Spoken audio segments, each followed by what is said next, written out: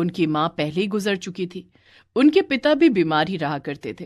रानी बिटिया, लगता है अब मेरा भी जाने का समय आ गया है। अभी तुम इतनी बड़ी नहीं हो कि तुम्हें ये बात बता सकूं, पर अब कर भी क्या सकता हूँ। नहीं पापा, आपको कुछ नहीं होगा। मैं आपको कुछ भी नहीं होने दूंगी। माँ का साया पहले ही हमारे सर से उठ चुका है। हम नहीं चाहते कि पिता का साया भी हमारे सर से उठ जाए। दीदी, आज के बाद हम तीनों बहनें भी आपके साथ काम पर चलेंगे। हाँ रानी दीदी, सीमा बिल्कुल सही कह रही है। अभी तुम लोग बहुत छोटी हो, जब बड़ी हो जाना तब काम करना। उनके पिता बिस्तर पर लेटे हुए हैं और लगातार खांस रहे हैं। तभी निहारिका पानी लेकर आती है और अपने पिता को पानी पिलाती है। सीमा, रेखा, निहारिका, तुम तीनों पिताजी के पास रुको, मैं डॉक्टर को लेकर आती हूँ। रानी तुरंत अपने तंबू से बाहर आ जाती है और उस ठंड में भागकर किसी क्लिनिक में चली जाती है। डॉक्टर साहब जल्दी चलिए, मेरे पापा बहुत बीमार हैं। वो डॉक्टर रानी को ऊपर से नीचे तक देखता है। तुम्हारे पास मेरी फीस देने के लिए और दवाई खरीदने के लिए पैसे हैं? अभी मेरे पास सिर्फ 13 रुपए हैं और ये चॉकलेट है। आप मेरे पिताजी को ठीक कर दीजिए। मैं आपको कुछ ही दिनों में आपका सारा पैसे दे दूंगी। तब तक आप ये 13 रुपए और ये चॉकलेट रख लीजिए। पागल है क्या? मैं कोई बच्चा हूँ जो एक चॉकलेट से मान जाऊंगा? और क्या कहा तूने? कुछ ही दिनों में पैसा दे देगी? भीख मांग कर? मैंने आज तक भीख के पैसे नहीं लिए और ना ही कभी लूंगा। रानी डॉक्टर की ये बात सुनकर रोने लगती है। उसकी आंखों में आंसू आ जाते हैं, पर किसी तरह वो अपने आंसुओं को छिपाए हुए बोलती है, डॉक्टर साहब, अगर आप नहीं चलेंगे तो मेरे पिताजी मर जाएंगे। वैसे भी डॉक्टर को तो भगवान का दूसरा रूप माना जाता है। ये सब बड़ी बड़ी बातें मुझसे मत करो। ये सब किताबी बातें करने लगूं तो मैं भी तुम्हारी तरह एक दिन सड़क पर आ जाऊंगा। मुझे भी तुम लोगों की तरह भीख मांगनी पड़ेगी, और ऐसा मैं बिल्कुल नहीं चाहता। अब रानी के पास कहने के लिए कुछ भी नहीं बचा था। वो बिना कुछ कहे सीधा अपने घर की तरफ चली आई और जब अपने घर के पास पहुंची, यानी अपने तंबू के पास, उसके तंबू के बाहर बहुत सारे लोगों की भीड़ लगी हुई थी। रानी भागकर अपने तंबू के अंदर गई। वहां पर उसकी तीनों बहनें जोर जोर से रो रही थीं, क्योंकि उसके पिता अब मर चुके थे। दीदी दीदी देखो ना, पापा नहीं उठ रहे हैं। पापा मर चुके हैं रेखा। देखो ना, पापा की सांस भी नहीं चल रही। जब माँ मरी थी तब उनकी भी सांसें बंद हो गई थी। इसका मतलब हमारे पापा भी मम्मी की तरह हमें छोड़कर इस दुनिया से जा चुके हैं। दीदी, अब हम लोग पापा के बिना क्या करेंगे? रानी अभी इतनी बड़ी नहीं हुई थी कि सब कुछ संभाल पाए। अपनी तीनों बहनों को गले से लगा लिया और जोर जोर से चारों बहनें रोने लगी। अब सबसे बड़ी बहन ने अपने आप को मजबूत किया और अपनी बहनों को भीख मांगकर पालने लगी। एक रोज रानी कहीं पर भीख मांग रही थी। तभी भीख से मांगते वो एक लड़के के पास पहुंच गई। वो करीब 17-18 साल का रहा होगा। रानी उससे भी भीख मांगने लगी। माफ कीजिए, मेरे पास पैसे नहीं है। अगर पैसे नहीं देने तो साफ साफ मना कर दो। आपको झूठ बोलने की कोई जरूरत नहीं है, क्योंकि झूठ बोलने से पाप लगता है। मेरी वजह से आपको पाप लग जाएगा, मुझे अच्छा नहीं लगेगा। रानी के मुंह से इस तरह की बात सुनकर वो लड़का चौंक गया। कितनी गहरी बात कर दी आपने। आपने मुझे आप कहा? इतनी इज्जत किसी ने नहीं दी मुझे। ऐसा क्यों? मैं एक भिखारिन हूं ना, इसलिए। तो भिखारियों को इज्जत नहीं दी जाती क्या यहाँ पर? क्यों, आपको नहीं पता? आप यहाँ के नहीं हो क्या? नहीं, मैं यहाँ पहली बार आया हूँ।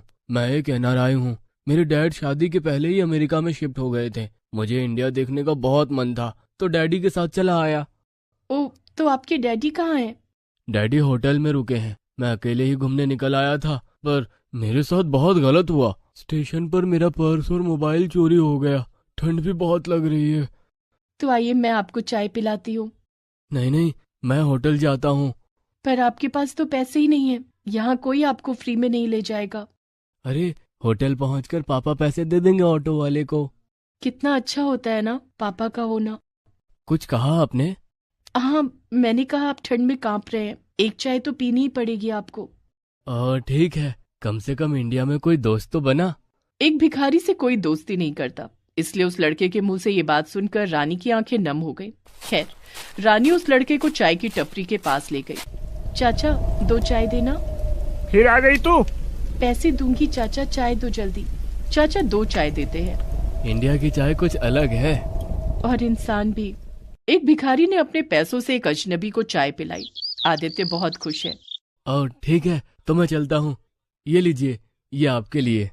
चॉकलेट? आपको कैसे पता मुझे चॉकलेट पसंद है? आपको सच में चॉकलेट पसंद है? हाँ बहुत। वैसे आपका नाम क्या है? मेरा नाम आदित्य है। और आपका? मेरा नाम रानी है। बहुत अच्छा नाम है। आप सच में दिल की रानी हो। तो इस तरह से दोनों काफी अच्छे दोस्त बन गए, लेकिन ये दोस्ती शायद कुछ पल की ही थी। आदित्य ने ऑटो पकड़ा और वहां से चला गया। रानी भीख मांगकर रात में अपने तंबू के बने घर पहुंच गई। उस लड़के आदित्य ने जो चॉकलेट दी थी, रानी ने उसके 4 टुकड़े किए और मिल बांट कर खा लिए। लेकिन रानी ने उस चॉकलेट का रैपर संभाल कर रख लिया। अगले दिन से स्टेशन के पास मेट्रो का काम शुरू हो गया और उन लोगों का तंबू उखाड़ कर फेंक दिया गया। तीनों अब सड़क पर आ गई। दीदी, अब हम कहाँ रहेंगे? मुझे बहुत ठंड लग रही है। ऊपर वाला कोई ना कोई रास्ता तो निकालेगा ही। वो चारों बहनें कपकपाती ठंड में सड़क पर भटक रही थीं। उनका एक दूसरे के अलावा कोई सहारा नहीं था। तभी उन्हें सड़क के किनारे एक पेड़ दिखाई दिया। चलो मेरे साथ। रानी अपनी तीनों बहनों को उस पेड़ के पास ले गई और जो भी उनके पास फटी चादरें थीं, उसे बिछाकर वहीं बैठ गईं। तीनों बहनें उस रात उसी पेड़ के नीचे सो गईं। ठंड बहुत ज्यादा थी, इसलिए निहारिका को बुखार आ गया। रानी को पता चल गया। हे भगवान, हम चारों को भी अपने पास बुला लो। मुझसे अपनी बहनों की यह हालत देखी नहीं जाती। रानी के हाथों में उसी चॉकलेट का रैपर अभी भी है जो आदित्य ने उसे दिया था। खैर, रानी ने अपनी चादर भी अपनी तीनों बहनों के ऊपर डाल दी और खुद बिना चादर के कांपती हुई सो गई। अगली सुबह जब चारों बहनों की आंखें खुली, तब उन्होंने खुद को किसी अच्छे घर में पाया। दीदी, ये हम कहाँ आ गए? लगता है नींद में किसी और के घर में आ गए हम लोग। जल्दी यहाँ से भागो, वरना कोई आ गया तो हमें मार मार कर भगाएगा। हाँ हाँ, जल्दी निकलो। जैसे ही चारों अनाथ बहनें उस घर से बाहर निकली, उन्होंने देखा कि वो लोग तो उसी पेड़ के नीचे हैं जहां वो सोई थी। पर अब उस पेड़ के नीचे बहुत ही अच्छा चॉकलेट वाला घर बना हुआ है। उस घर की छत पर वही चॉकलेट लगी हुई थी जो चॉकलेट आदित्य ने दी थी। अचानक वहां रानी के पापा की आत्मा प्रकट हो गई। पापा? हाँ बेटा, मैंने ये घर जादू से बनाया है। इसके लिए मुझे ब्रह्मा जी से बहुत प्रार्थनाएं करनी पड़ी। मुझसे तुम दोनों का दुख देखा नहीं जा रहा था। रात में जब मैं ये घर बनाने आया तो मैंने तुम्हारे हाथ में चॉकलेट का रैपर देखा। उसी से मैंने ये खूबसूरत झोपड़ी बना दी। अब तुम इस झोपड़ी से कितनी भी चॉकलेट निकालो, कम नहीं पड़ेगी। और वैसे भी तुझे तो चॉकलेट बहुत पसंद है ना। वो घर देखकर रानी को उसी लड़के की याद आ गई। रानी ने अपने घर से चॉकलेट निकाल निकाल कर बेचना शुरू किया और अपनी बहनों को पढ़ाया भी। खुद भी पढ़ाई की रानी ने। धीरे धीरे रानी जवान हो गई और तीनों अपनी जिंदगी खुशी खुशी जीने लगी। कपकपाती ठंड में पानी से हाथ धोना ही मुश्किल हो गया था। कुछ देर पानी का नल खोलकर रखो तो पानी बर्फ बन जा रहा था। इतने में देर रात को घर की बड़ी बहू शीतल के पेट में दर्द होने लगा। हे भगवान, इस पेट को भी अभी दुखना था। इतनी ठंड में भी बाथरूम जाना होगा। शीतल रजाई से बाहर निकलना नहीं चाहती थी, लेकिन प्रकृति का बुलावा आ जाए तो इंसान को उठना ही पड़ता है। शीतल को भी उठना पड़ा। ठंड से कांपती हुई शीतल बाथरूम तक पहुंच गई, लेकिन उसने देखा कि बाथरूम का दरवाजा अंदर से बंद है। अरे, कौन करमजली अंदर है? कौन है अंदर? अंदर से सपना उत्तर देती है। मैं हूं दीदी। मैं कौन? नाम तो होगा ना। मैं दीदी सपना। बहुत जोर की लगी थी। दिन में कितनी बार लगती है तुमको? जल्दी बाहर निकलो। बाहर कैसे निकलूं? पानी जमकर बर्फ बन गया है। धोऊंगी कैसे? आप बर्फ को पिघलाने में मदद कीजिए ना। क्या यार, अभी ये सब करना पड़ेगा क्या? शीतल चादर ओढ़कर घर के बाहर चली गई। बाहर ठंडी ठंडी बर्फीली हवाएं चल रही थी। ठंड से रूह तक कांप रही थी। शीतल हाथ में मशाल लेकर घर के बाहर बाथरूम के पास चली गई। बाहर से पानी का पाइप बाथरूम के अंदर जा रहा था। उसी पाइप के अंदर पानी बर्फ बनकर जमा हो गया था। शीतल मशाल की आग से पाइप को गर्म करने लगी और कुछ ही देर में बाथरूम में पानी आ गया। सपना काम खत्म करके अपने कमरे में चली गई। शीतल और रोक कर नहीं रख पा रही थी। अरे बाप रे, लगता है अब निकल ही जाएगी। जल्दी जल्दी बाथरूम में घुस जाती हूँ, फिर मस्त गर्मा गर्म रजाई के अंदर घुस जाऊंगी। शीतल बाहर से घर के अंदर आई और देखा बाथरूम का दरवाजा फिर से किसी ने बंद कर दिया था। अरे, अब कौन है? कौन है अंदर? मैं सुमन हूँ दीदी, बस 10 मिनट रुक जाइए। पता नहीं शाम को गोलगप्पे क्यों खाया था। शीतल को फिर से रुकना पड़ा और फिर बर्फ पिघलाने के लिए फिर से बाहर चली गई। ऐसे ही उसकी बाकी देवरानी भी बाथरूम के सामने चली आई। शीतल अपने आप को रोक नहीं पा रही थी। उसने एक घर के बाहर ही अंधेरे में शौच करके बर्फ से ढक दिया। आहा, अब जाके पेट साफ हुआ। घर में 5 बहुएं हैं, उनके साथ उनकी सास बिमला भी रहती है और इन 6 लोगों के लिए घर में सिर्फ एक ही बाथरूम है। इसीलिए 5 बहुओं को सबसे ज्यादा दिक्कत सर्दी के मौसम में ही होती है। उनके पति काम के सिलसिले में बाहर रहते हैं और शीतल को घर की बड़ी बहू होने के नाते घर संभालना पड़ता था। और इस साल कुछ ज्यादा ही ठंड पड़ गई है, बर्फबारी रुकने का नाम ही नहीं ले रही है, इसलिए मुश्किल काफी हद तक बढ़ गई है। अगले दिन सुबह सुबह बिमला नींद से उठ जाती है।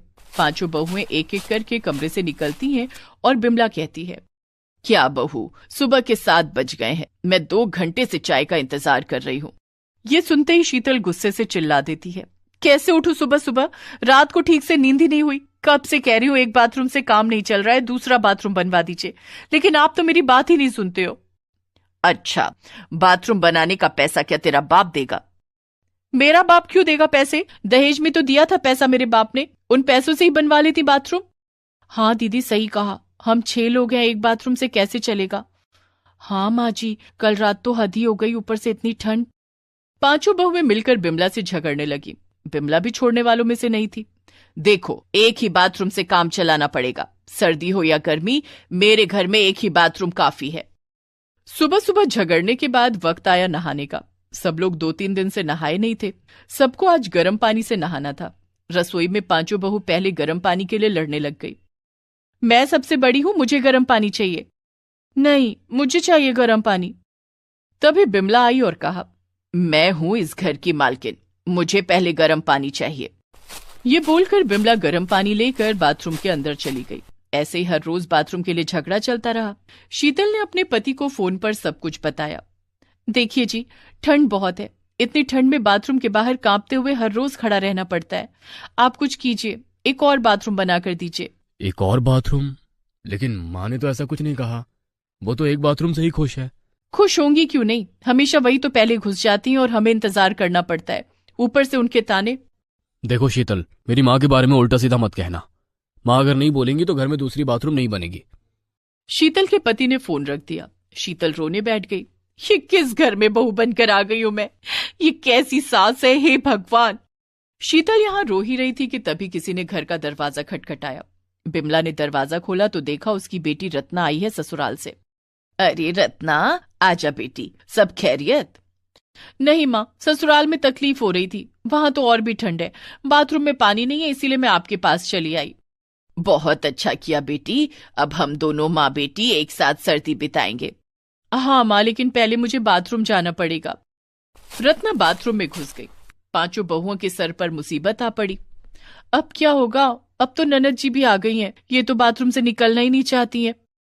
हाँ, वही तो मैं भी सोच रही हूँ। नहीं, इस तरह से तो काम नहीं चलेगा, हमें कुछ तो करना ही होगा। शीतल ने दिमाग लगाना शुरू किया। उधर रत्ना बाथरूम से निकलने का नाम ही नहीं ले रही थी। हर किसी को बाथरूम यूज करना था। रत्ना 2 मिनट के लिए बाथरूम से बाहर आती थी और फिर 2 मिनट बाद अंदर घुस जाती थी। ऐसे ही 2-3 दिन बीत गए और फिर बर्फबारी थोड़ी कम हो गई। शीतल सुमन को लेकर बाजार जाने के बहाने घर से बाहर गई और एक दुकान से जुलाब खरीद लिया। जुलाब? जुलाब से क्या होगा दीदी? बस देखती जा, ये जुलाब ही हमें नया बाथरूम बनाकर देगा। वो कैसे? मेरे पास एक प्लान है। घर लौटकर शीतल ने बाकी चारों को समझा दिया और फिर खाना बनाकर शीतल ने उसमें जुलाब मिला दिया। ये लीजिए माँ जी, ननद जी खा लीजिए। भाभी, ये क्या, सिर्फ टिंडे की सब्जी बनाई है, सोचा था मछली मटन बनाकर खिलाओगी। मछली मटन लेकर कौन आएगा ननद जी, आप ला दीजिए, मैं बनाकर देती हूँ। टिंडे ही खा लीजिए ननद जी, कल मटन बना देंगे। कल की तो नौबत ही नहीं आएगी। बिमला और रत्ना ने खाना खा लिया और रजाई ओढ़कर सो गई। लेकिन थोड़ी देर में रत्ना के पेट में दर्द होने लगा। माँ, मेरे पेट में दर्द हो रहा है। मेरे पेट में भी दर्द हो रहा है बेटी। मैं पहले जाती हूँ। नहीं नहीं, मुझे पहले जाना है, रुक जा। नहीं, मैं जाऊंगी। रत्ना बाथरूम की ओर दौड़ने लगी। बिमला भी पीछे पीछे दौड़ने लगी, लेकिन बाथरूम का दरवाजा बंद था। अंदर शीतल ऐसे ही बैठी थी। कौन है अंदर? कौन है? मैं हूं ननद जी। जल्दी बाहर निकलो, मुझे जाना है। सारा दिन बाथरूम में आप ही तो थी ननद जी, अभी तो हमें बाथरूम यूज करने दीजिए। अरे बड़ी बहू, जल्दी बाहर निकलो, मुझे भी जाना है। हाँ हाँ, निकलती हूँ। कुछ देर बाद शीतल निकली तो माँ बेटी में बहस शुरू हो गई। मैं पहले जाऊंगी, नहीं मैं पहले जाऊंगी। इतने में सपना बाथरूम में घुस गई। आप दोनों पहले डिसाइड कर लो, तब तक मैं यूज कर लेती हूँ। ऐसे ही बारी बारी से पांचों बहुएं बाथरूम में घुसने लगी और निकलने लगी। बिमला और रत्ना ठंड में बाहर खड़ी रह गई और अंत में दोनों ने बाहर ही शौच कर दिया। हाय हाय, ये क्या हो गया? आपकी वजह से हुआ ये, मैं कल ही ससुराल चली जाऊंगी। अगले दिन रत्ना सच में ससुराल चली गई। बिमला को बहुत बुरा लगा। शीतल ने बिमला से कहा, आज अगर एक की जगह 2 बाथरूम रहते ना तो इसकी नौबत नहीं आती। सही कहा बहू, मेरी बेटी गुस्सा होकर चली गई। 2 नहीं, मुझे इस घर में 5 बाथरूम चाहिए। ये सुनकर शीतल और बाकी बहुओं के चेहरे पर मुस्कान आ गई। बिमला ने उसी दिन अपने बेटों से बाथरूम बनवाने के लिए कहा और 1 महीने के अंदर 5 बाथरूम बनकर तैयार हो गए। उसके बाद ठंड में किसी को बाथरूम को लेकर परेशानी नहीं हुई। सब लोग खुशी खुशी रहने लगे।